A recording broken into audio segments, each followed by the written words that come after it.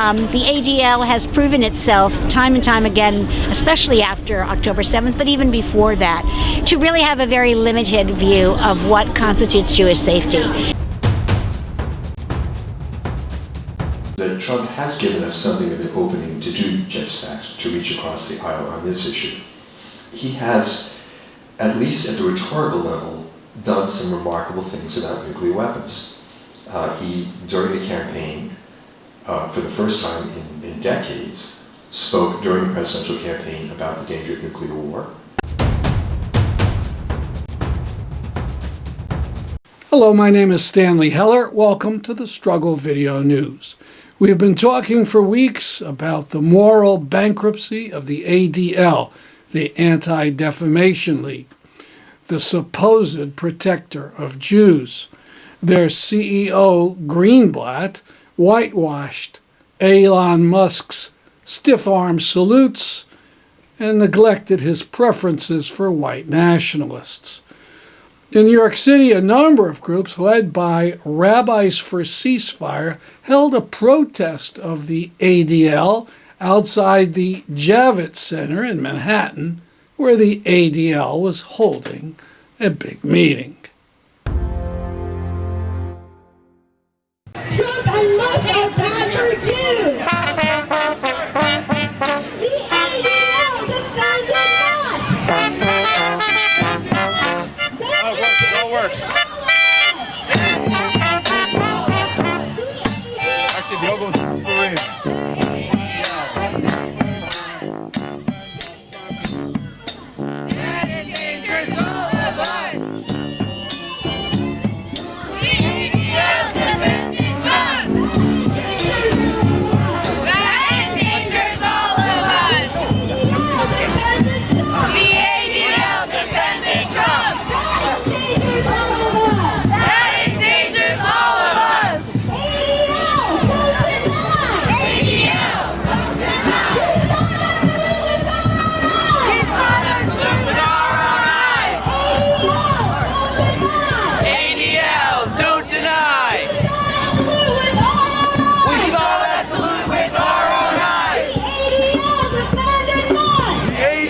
Defended Musk! That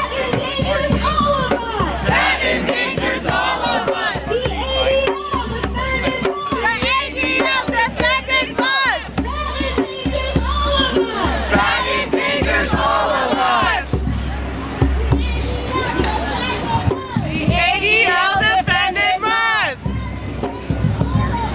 That endangers... So tell us about this event today. We're in front of the Javits Center and there's a protest. Explain, please. Yeah, so the ADL is having their annual conference just behind us, and we're here to show that the ADL does not speak on behalf of American Jews writ large. We know that the vast majority of American Jews did not vote for Trump, certainly did not vote for Elon Musk to be in the government, as no one did, and the ADL has been cozying up with the Trump administration, has been defending Elon Musk and his Nazi salutes in public, and we don't think that is the best way to fight anti-Semitism. The best way to fight anti-Semitism is to stand together with all of the other people, all the other groups being targeted by the right-wing fascist takeover of our government, and as Jews be in solidarity with everyone who's being targeted so that we can find safety together. And if one goes to the ADL Twitter page, one sees Israel, Israel, Israel. There's certainly Jewish interests in this country, isn't there? Oh, yes. I mean, to me, the main Jewish interests in this country are fighting anti-Semitism here and now. And the ADL is focused on defending Israel's kind of PR campaign throughout the world, regardless of what Israel does. Insofar as they are today hosting Yoav Gallant, who is wanted by the ICC for instigating genocide on behalf of the state of Israel. And we're here to say that does not represent our interests as American Jews. And when you say wanted, there's an actual warrant for his arrest. Correct. And the Trump government is, of course, not cooperating. No. Quite to the opposite. I think that the Trump government has explicitly said that they will never cooperate with the ICC. Did you see the awkward gesture that Musk made at the Republican? It didn't seem awkward to me. It seemed very clear. He did it twice. Did it once to the crowd, and then he turned his back to the crowd and did it again. I'm not going to do that gesture because to me, very clearly represents Nazism. And Steve Bannon did something similar at CPAC recently too. I think they are very clearly, I wouldn't even call it a dog whistle, I'd call it a trombone, saying who they are aligned with and what interests they wish to support in this government. And it's really disconcerting to me that the ADL and particularly Jonathan Greenblatt, his first response to that happening was to say, oh, we don't know what it meant, when it was very clear what it meant to me.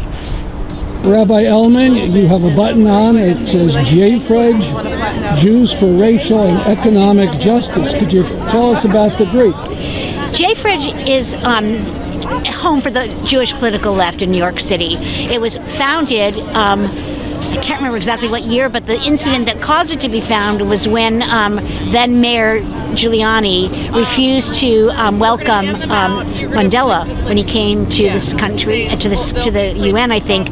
And so Jews who were angered by that refusal came and put in a full-page ad in the Times saying Jews for Racial and Economic Justice welcome Nelson Mandela. So that was its origins, and now it is a very active advocate group that its sort of modus is that we work with grassroots organizations to support and advance their work, and we do things a lot around things like the caring majority, around what are the other two things? That's the one that comes to mind now. But a lot of social justice issues, largely in New York City, but also sometimes in New York State. And we've been also very active around the concerns of this city, around the mayor's failure to address the needs of homeless people and the needs of immigrants and refugees coming in. So we're working on a lot of different fronts with that.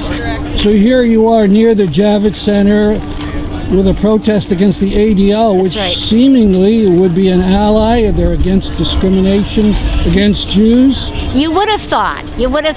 I'm also here with Rabbis for Ceasefire, and the ADL has proven itself time and time again, especially after October 7th, but even before that, to really have a very limited view of what constitutes Jewish safety. And essentially, it's really holding on to the idea that Jews and Israel are one and the same thing. So that's been one problem. But most recently, what we're really finding is that the ADL has taken up the idea that any criticism of Israel is anti-Semitic, and they've most recently, for example, they got very active in denouncing students on campuses protesting the Gaza war, and saw them as real, true threats to Jews. Yet, when Elon Musk raised his hand in a Nazi salute, their answer was, hey, take a breath, let's not run to any conclusions about this. So they have a very warped, I think, idea of what constitutes Jewish safety and what constitutes anti-Semitism. And so we're here to say they're wrong. We don't want their support, and we think they are on the wrong side of history. And you don't have any belief that Musk made an awkward gesture? No, I think it was actually intentional. Whether or not he meant to be a Nazi or whether he meant just simply to be very provocative, I think it was a Nazi salute. And I also think he's there's so much evidence for his anti-Semitism. The profiles that he has advanced and allowed to flourish on what was Twitter, now X. Rabbi Wise, as I understand, Rabbis for Ceasefire organized that giant ad in the New York Times.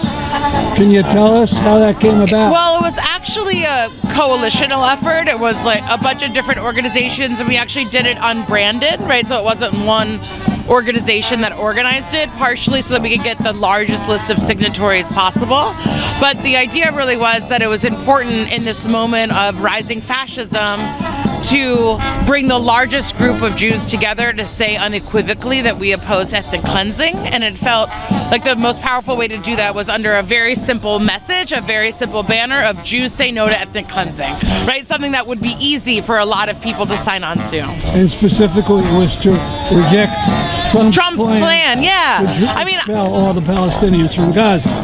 Right. I mean, Trump has declared that that's his intention, right? And so it felt important that we collect ourselves and before it gets too far, make clear the line in the sand, right, that we're going to draw. Last question, how many rabbis signed that?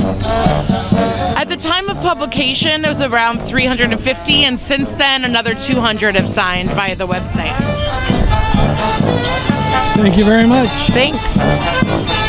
Speaking of ads, we've been talking for weeks about the giant billboard that was rented for a month in New Haven to deliver the message, "Stop Arming Israel."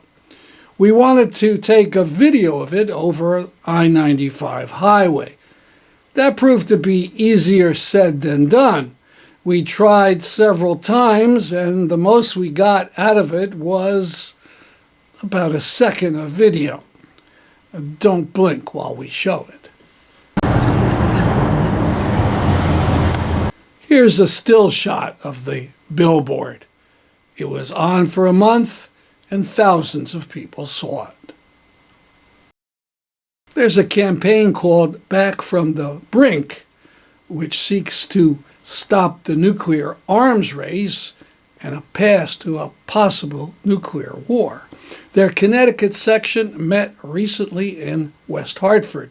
The featured speaker was Ira Helfand. He's been leader in 2 anti-nuclear organizations that have both won the Nobel Peace Prize. He was introduced by Eric Stamm. We're glad you joined us for this meeting because today we plan to kick off our 2025 push to meet with all 5 of the Connecticut representatives to get them to sign on to the parallel legislation that Representative Jim McGovern will introduce in the new session of Congress. First, we'll hear from Ira Helfand, an international leader of the abolition movement. He'll help us understand the urgency of the moment and then suggest what we here in Connecticut can do to make abolition happen. I had a chance to meet with Congressman McGovern last week in Northampton.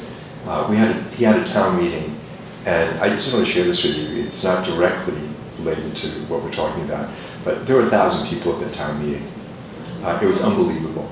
There was incredible energy and a real determination on the part of a very large group of people. I was stunned. I thought there'd be a couple of hundred who were determined to try to resist what's going on right now in this country.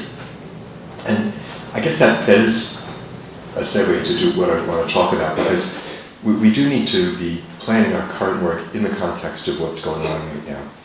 And there are 2 aspects, I think, of the situation that we need to look at. One is explicitly what Trump is saying and doing about nuclear weapons. And secondly, the broader political context that we're going to be operating in. Let me talk to that question first. I think the big challenge that we face right now is simply that everyone is so distracted by so many critical issues that it is going to be important for us to keep our focus on the nuclear weapons question. And this is going to be tough. I mean, when I wake up in the morning, I look at my news feed, and I'm looking at what he's doing to kids who are separated from their parents, who are here illegally, firing people who have been working hard for the government for 20 years, undermining eliminating USAID, and so on. And these things are enormously important, and they're enormously compelling, and people who are inclined to be concerned about nuclear weapons are also very concerned for the most part about these issues, and appropriately are wanting to take action on them. But people only have so much bandwidth. So how do we make sure that even as people address all these other critically important issues, they don't lose sight of the nuclear weapons issue? And I think that's going to be really, in many ways, our central challenge, certainly in the months ahead and probably for the next 4 years.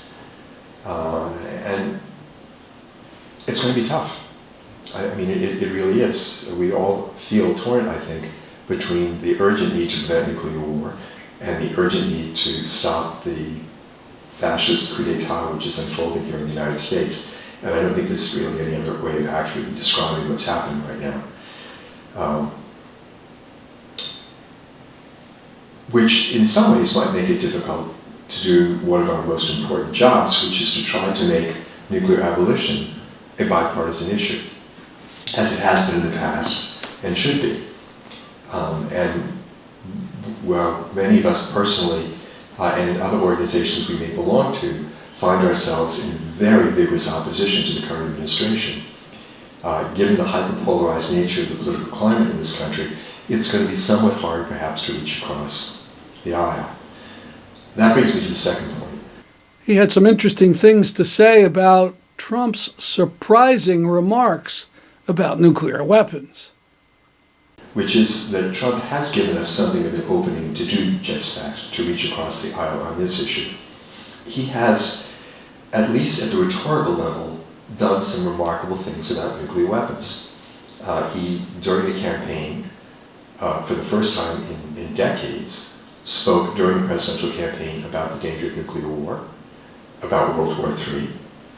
He has given a press, well, at one of his Oval Office press briefings a week ago Thursday, he said that he wanted to enter into talks with Russia and China for denuclearization, that we had enough weapons to destroy the world 50 to 100 times over. We didn't need more, we should have less. I mean, this is something we could have written for him.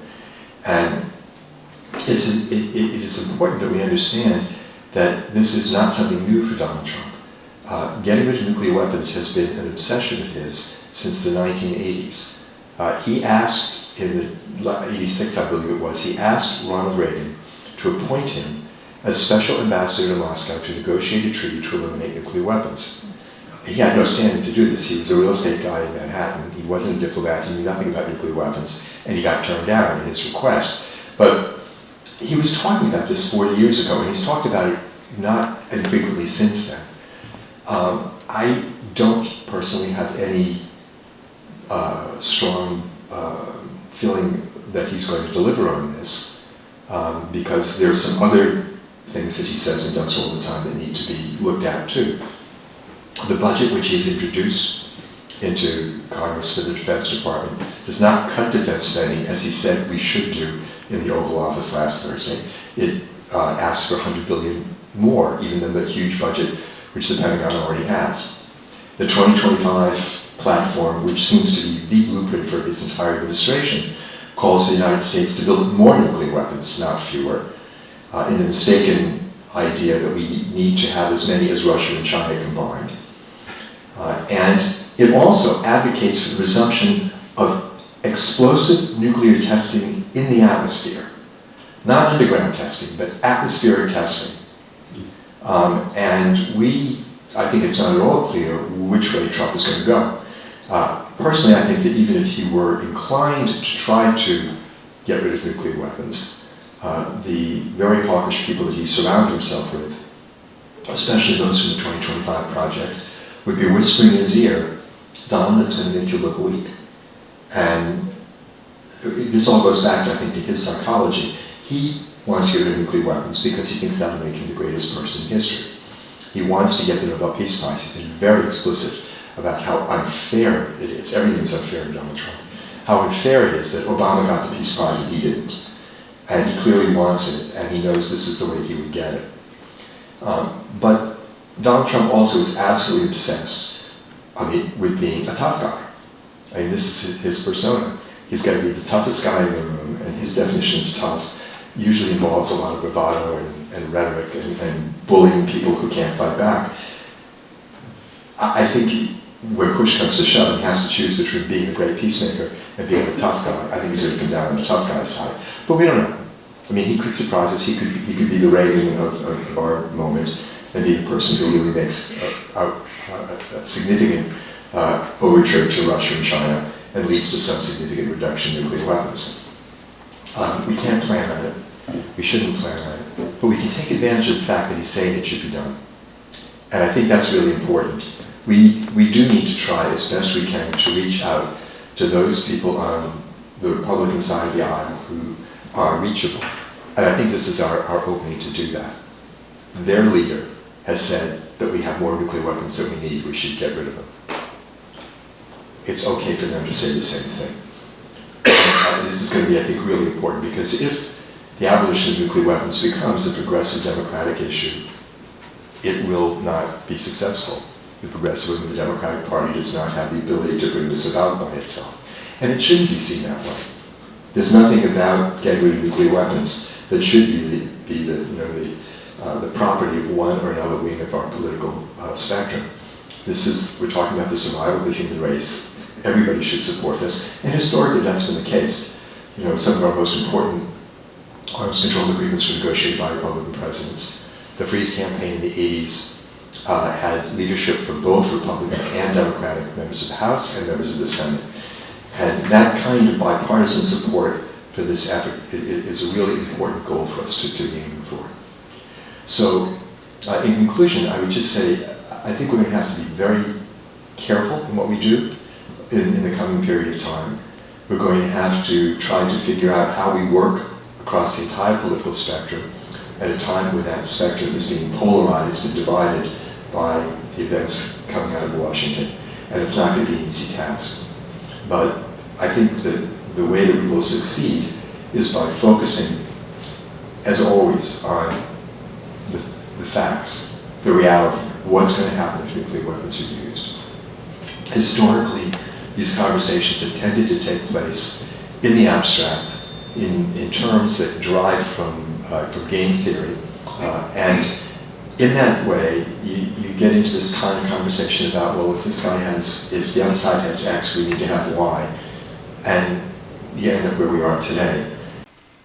In this section, he talks about strategy and his belief that education about the effects of nuclear weapons can make a real difference. If you reframe the whole conversation and make it fundamentally based in a discussion of what is going to happen if these weapons are used, that is to say, basing it in reality rather than game theory, you get a different conversation. And when people understand what's going to happen when nuclear weapons are used, they almost invariably come to the conclusion that they should be eliminated. So I think that's our strong suit. That's what we need to build from. And if we do that, I think we can make some really significant progress. So that's what I would offer as my take on where we are as we move into this process. Again, I hope we're going to have the House resolution in formal form by the end of next week, the week after this at the very latest, hopefully the end of this week. And as soon as we do that, we will be meeting with the offices of several members of the Senate who we've spoken to already about trying to get a Senate companion resolution introduced as well. In New Haven, a march and rally called Protect Our Kids Day of Action was called by a number of groups, including the American Federation of Teachers, the union that represents New Haven teachers. They are protesting Trump efforts to make deep cuts in funding for schools.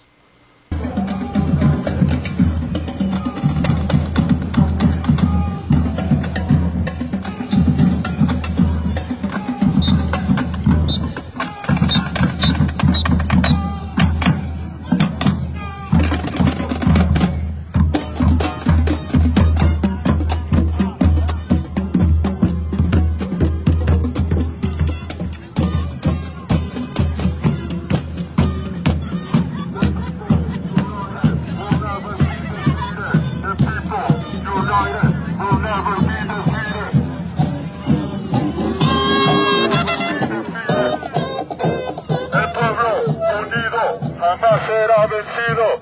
El pueblo unido jamás será vencido.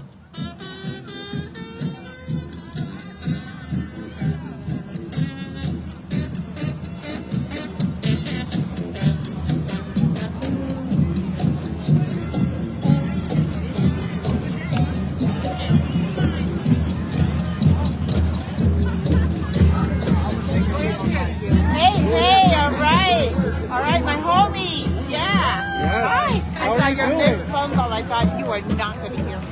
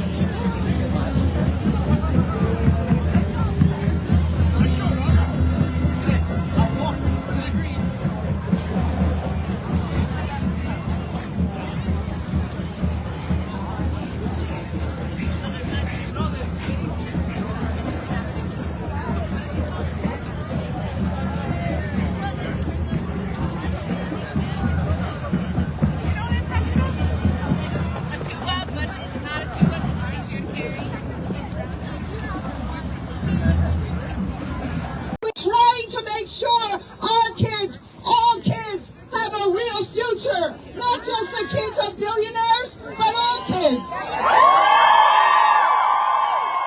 National AFT President Randy Weingarten is speaking. Fight and protest and educate and do clap-ins and walk-ins and teach-ins and marches in the streets across the United States. This kind of protest should, of course, be totally supported.